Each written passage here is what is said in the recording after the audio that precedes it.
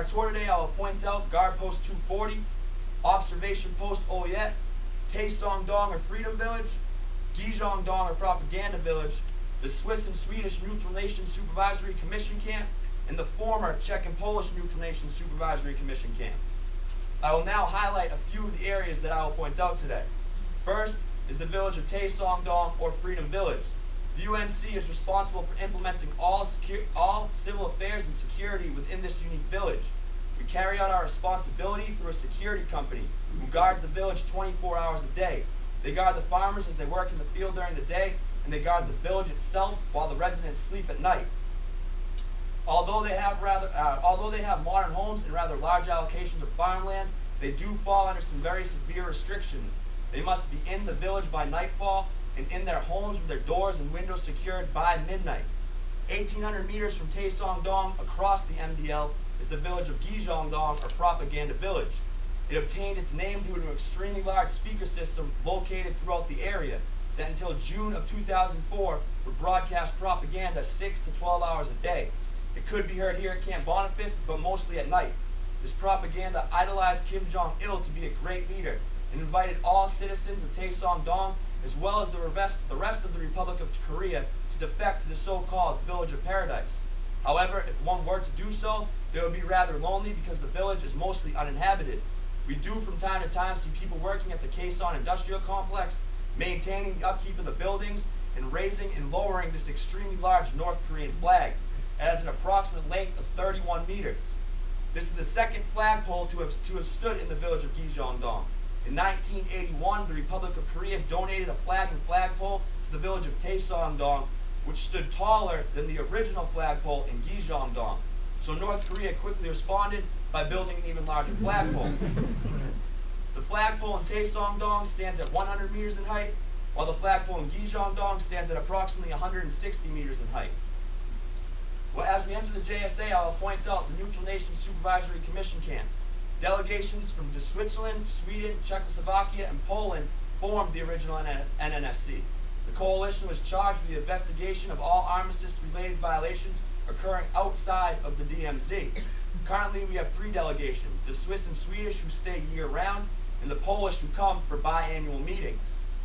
From Checkpoint 3, I will point out the former Czech and Polish Neutral Nations Supervisory Commission Camp as seen on your right. To your left is the North Korean People's Peace Museum. It was constructed in less than 48 hours for the sole purpose of the signing of the armistice. Also visible from Checkpoint 3 will be the Bridge of No Return. It obtained its name near the end of the Korean War when we conducted Operation Big Switch and Operation Little Switch. The United Nations Command returned over 82,000 prisoners of war, while North Korea and China returned approximately 13,000 prisoners of war. The prisoners were lined up on either side of the bridge and given the choice to cross into the country of their choosing. However, once they did so, they could not return, hence the name. The Bridge of No Return lies on the southern boundary of the Joint Security Area. All the blue buildings belong to the UNC, and all the red buildings belong to the KPA. Prior to 1976, this was considered a neutral location, and both guard forces could cross throughout this area freely. So, North Korea took full advantage of this by building 4 communist guard posts on their southern boundary road. The United Nations Command built none in the north. Note the location of Checkpoint 4 and how it is surrounded on 3 sides by communist guard posts. Soldiers at Checkpoint 3, have limited visibility of soldiers at Checkpoint 4 because of an extremely large yellow poplar tree that grew in the area. So, on 18 August 1976, the UNC dispatched a 5-man civilian work detail accompanied by a 12-man security force to conduct a routine tree trimming operation to increase the visibility between the 2 checkpoints. Upon arrival, they were greeted by approximately 28 North Korean guards. Work did begin as scheduled, but just 15 minutes in, they were attacked. The ensuing battle lasted for only 4 minutes, but in this time, JSA Company Commander Captain Arthur Bonifas and 1st Platoon Leader 1st Lieutenant Mark Barrett were both brutally axed to death.